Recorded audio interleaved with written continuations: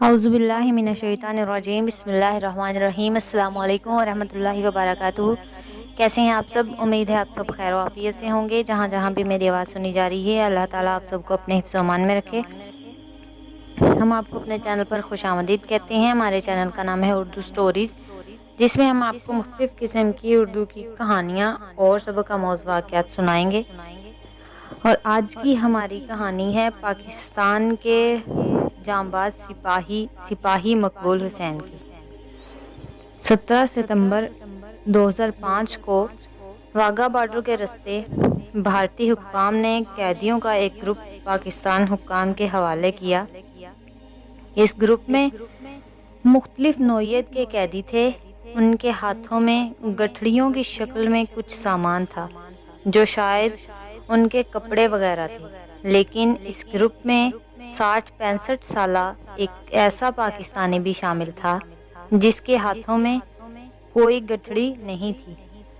जिस्म पर हड्डियों और इन हड्डियों के साथ चिमटी हुई इसकी खाल के अलावा गोश्त का कोई नाम नहीं था, और जिस्म इस तरह मुड़ा हुआ था जैसे पतंग की ऊपर वाली कान मुड़ी होती है।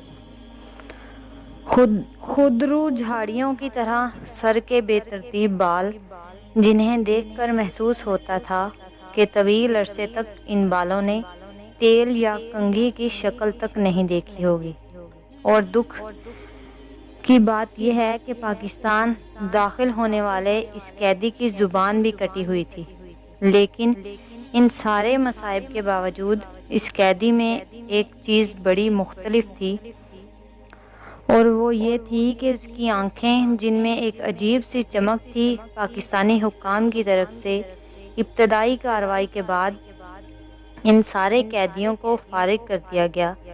सारे कैदी अपने अपने घरों को रवाना हो गए, लेकिन ये बूढ़ा कैदी अपने घर जाने की बजाय एक अजीब मंजिल की तलाश में निकल खड़ा हुआ।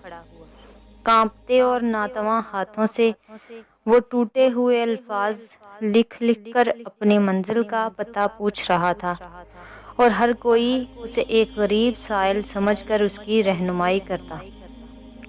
और यूं 2005 में ये बूढ़ा शख्स पाकिस्तान आर्मी की आज़ाद कश्मीर रेजिमेंट तक पहुंचा। वहां पहुंचकर उसने एक अजीब दावा कर दिया। इस दावे के पेश नज़र इस शख्स को रेजिमेंट कमांडर के सामने पेश कर दिया। कमांडर के सामने पेश होते ही न जाने इस बूढ़े नातवा शख्स में कहां से ताकत आ गई कि उसने एक नौजवान फौजी की तरह कमांडर को सल्यूट किया और एक कागज़ पर टूटे हुए अल्फाज में लिखा, सिपाही मकबूल हुसैन नंबर 335139 ड्यूटी पर आ गया है और अपने कमांडर के हुक्म का मुंतज़िर है। कमांडर को कटी हुई ज़ुबान के इस लागर, नातवा और बदहवास शख्स के इस दावे ने चकरा कर रख दिया।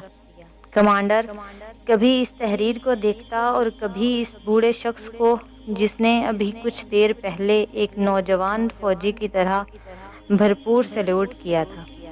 कमांडर के हुक्म पर कैदी के लिखे हुए नाम और नंबर की मदद से जब फौजी रिकॉर्ड की पुरानी फाइलों की गर्द झाड़ी गई और इस शख्स के रिश्तेदारों को ढूंढ के लाया गया, तो एक दिल दहला देने वाली दास्तान सामने आई। और ये दास्तान जानने के बाद अब फूलों, फीतों और स्टार्स वाले इस लागर शख्स को सैल्यूट मार रहे थे। इस शख्स का नाम सिपाही मकबूल हुसैन था। सन 65 की जंग में सिपाही मकबूल हुसैन कैप्टन शेर की क़यादत में दुश्मन के इलाके में असले के एक डिपो को तबाह करके वापस आ रहा था कि दुश्मन से झड़प हो गई। सिपाही मकबूल हुसैन, जो अपनी पुश्त पर वायरलेस सेट उठाए अपने अफसरान के लिए पैगाम रसानी के फ़राइज़ के साथ साथ हाथ में उठाई गन से दुश्मन का मुकाबला भी कर रहा था, मुकाबले में ज़ख्मी हो गया। सिपाही उसे उठाकर वापस लाने लगे। वो सिपाही मकबूल हुसैन ने इनकार करते हुए कहा, بجائے میں زخمی حالت میں آپ کا بوجھ بنوں، میں دشمن کا مقابلہ کرتے ہوئے آپ کے لیے محفوظ رستہ مہیا کرتا ہوں۔ ساتھیوں کا اصرار دیکھ کر مقبول حسین نے ایک چال چلی اور خود کو چھوٹی کھائی میں گرا کر اپنے ساتھیوں کی نظروں سے اوجھل کر لیا۔ دوست تلاش کے بعد واپس لوٹ گئے تو اس نے ایک مرتبہ پھر دشمن کے فوجیوں کو آڑے ہاتھوں لیا۔ اسی دوران دشمن کے ایک گولے نے سپاہی مقبول حسین کو شدید زخمی کر دیا۔ وہ بے ہوش ہو کر گر پڑا اور دشمن نے اسے گرفتار کر لیا۔ جنگ کے بادل چھٹے تو دونوں ملکوں کے درمیان قیدیوں کی فہرستوں کا تبادلہ ہوا، تو بھارت نے کہیں بھی سپاہی مقبول حسین کا ذکر نہ کیا۔ اس لیے ہماری فوج نے بھی سپاہی مقبول حسین کو شہید تصور کر لیا۔ شہیدوں کی بنائی گئی ایک یادگار پر ان کا نام بھی لکھ دیا گیا۔ ادھر بھارتی فوج خوبصورت اور کڑیل جسم کے مالک سپاہی مقبول حسین کی زبان کھلوانے کے لیے اس پر ظلم کے پہاڑ توڑنے لگے۔ اسے ایک پنجرہ نما کوٹڑی میں قید کر دیا گیا جہاں وہ نہ بیٹھ سکتا تھا نہ لیٹ سکتا تھا۔ دشمن انسان سوز مظالم کے باوجود اس سے کچھ اگلوا نہ سکا۔ سپاہی مقبول حسین کی بہادری اور ثابت قدمی نے بھارتی افسران کو پاگل کر دیا۔ جب انہوں نے دیکھا کہ مقبول حسین کوئی راز نہیں بتاتا تو وہ اپنی تسکین کے لیے مقبول حسین کو تشدد کا نشانہ بنا کر کہتے، کہو پاکستان مرد آباد، اور سپاہی مقبول حسین اپنی ساری توانائی اکٹھی کر کے نعرہ مارتا، پاکستان زندہ باد، جو بھارتی فوجیوں کو جھلا کے رکھ دیتا۔ وہ چلانے لگتے اور سپاہی مقبول حسین کو پاگل پاگل کہنا شروع کر دیتے اور کہتے کہ پاکستانی فوجی پاگل اپنی جان کا دشمن ہے، اور سپاہی مقبول حسین کہتا، ہاں میں پاگل ہوں، ہاں میں پاگل ہوں، اپنے ملک کے ایک ایک ذرے کے لیے ہاں میں پاگل ہوں، اپنے ملک کے کونے کونے کے دفاع کے لیے ہاں میں پاگل ہوں، اپنے ملک کی عزت و وقار کے لیے۔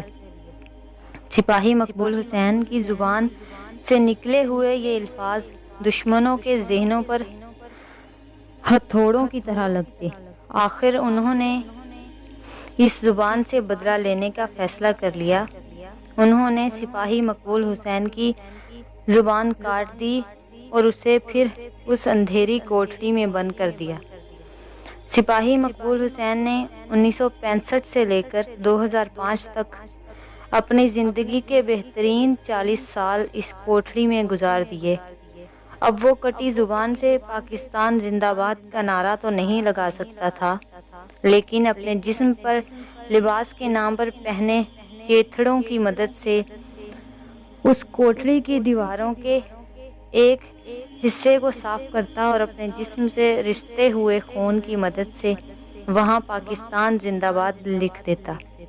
یوں سپاہی مقبول حسین اپنی زندگی کے بہترین دن اپنے وطن کی محبت کے پاگل پن میں گزارتا رہا۔ یہ تھی آج کی ہماری کہانی۔